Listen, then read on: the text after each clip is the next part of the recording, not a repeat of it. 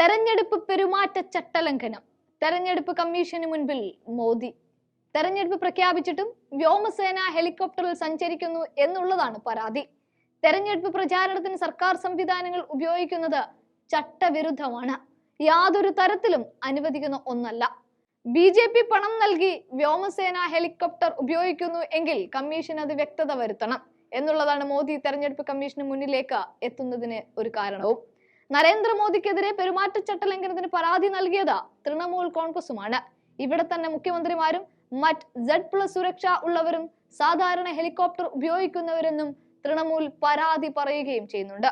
ആന്ധ്രാപ്രദേശിലെ റാലിയിലെ നടപടി ചൂണ്ടിക്കാട്ടിയാണ് തെരഞ്ഞെടുപ്പ് കമ്മീഷന് പരാതി നൽകിയത്.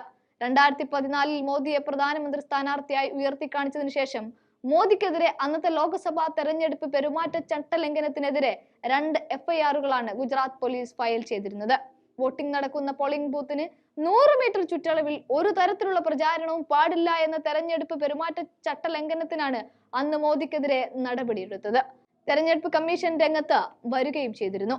മാധ്യമങ്ങളുമായിട്ടുള്ള സംസാരത്തിൽ രാഷ്ട്രീയപരമായി പെരുമാറുകയും പാർട്ടിയുടെ ഔദ്യോഗിക ചിഹ്നമായ താമര പ്രചരിപ്പിക്കുന്ന രൂപത്തിൽ പ്രദർശിപ്പിച്ച നരേന്ദ്രമോദിക്കെതിരെ അന്ന് പ്രതിപക്ഷ പാർട്ടികളും ഒറ്റക്കെട്ടായി തെരഞ്ഞെടുപ്പ് കമ്മീഷനെ സമീപിച്ചിരുന്നു.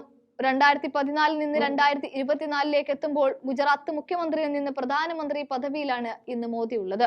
അതുകൊണ്ട് തന്നെ എല്ലാ പൊതുമുതലും മോദിയുടെ കാൽ കീഴിലാണ് എന്നുള്ളത് കൊണ്ടും മോദി സർക്കാർ സംവിധാനങ്ങളെ സ്വന്തം ആവശ്യത്തിനായി ഉപയോഗിക്കുന്നു എന്നതും കണക്കിലെടുത്താണ് തൃണമൂൽ തെരഞ്ഞെടുപ്പ് കമ്മീഷന് മുമ്പിൽ പരാതിയുമായി എത്തിയിരിക്കുന്നത്.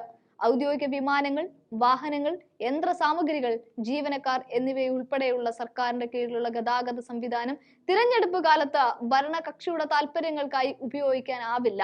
തെരഞ്ഞെടുപ്പ് മീറ്റിംഗുകൾ നടത്തുന്നതിനുള്ള മൈതാനങ്ങൾ പോലെയുള്ള പൊതുസ്ഥലങ്ങൾ, വിമാനങ്ങൾക്കുള്ള ഹെലിപാഡുകൾ തുടങ്ങിയവ എല്ലാ പാർട്ടികൾക്കും സ്ഥാനാർത്ഥികൾക്കും ഒരേ നിബന്ധനകൾക്കും വ്യവസ്ഥകൾക്കും വിധേയമായി വേണം അനുവദിക്കാൻ എന്നുള്ളതും ഈ പെരുമാറ്റച്ചട്ട ലംഘനത്തിന്റെ ഭാഗമാണ്.